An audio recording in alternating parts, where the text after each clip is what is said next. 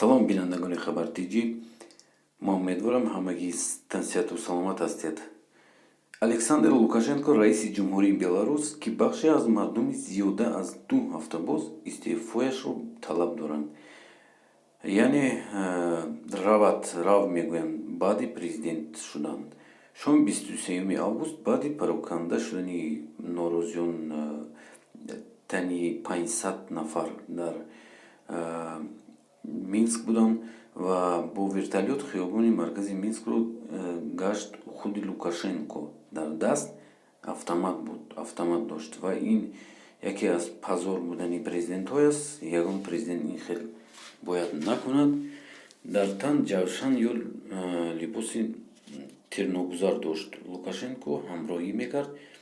Ин наворро хадамоти матбуоти президенти Беларус пахш кард. рӯзи 23 август дар шаҳри Минск роҳпаймоии Беларус нав баргузор шуд ва дар он ҳазорҳо нафар иштирок карданд.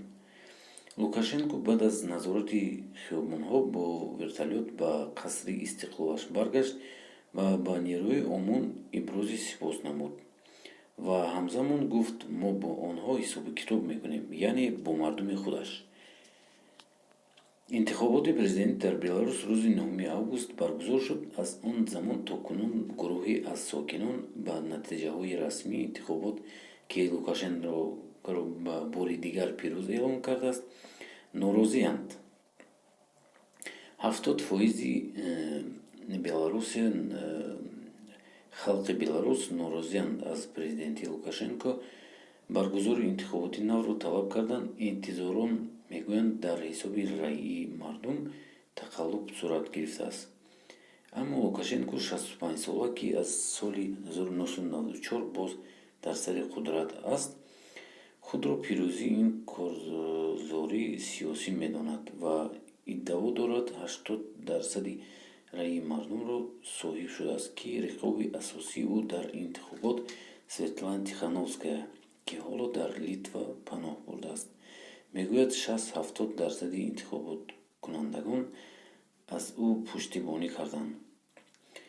дӯстони азиз, ин буд видеои имрӯзаи мо. Ин хеле яке аз ягон президент ин хел накарда буд ва карда бошад ҳам ростӣ карда буданд, вале Лукашенко чӣ хел ки бо автомат даромада буд, бо автомат ҳозир нишон дод. Яъне уже давоми 30 сол боз президентӣ дорад.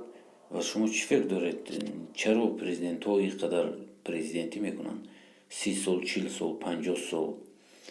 ҳатман нависед дар комментария. Ин хел набояд шавад.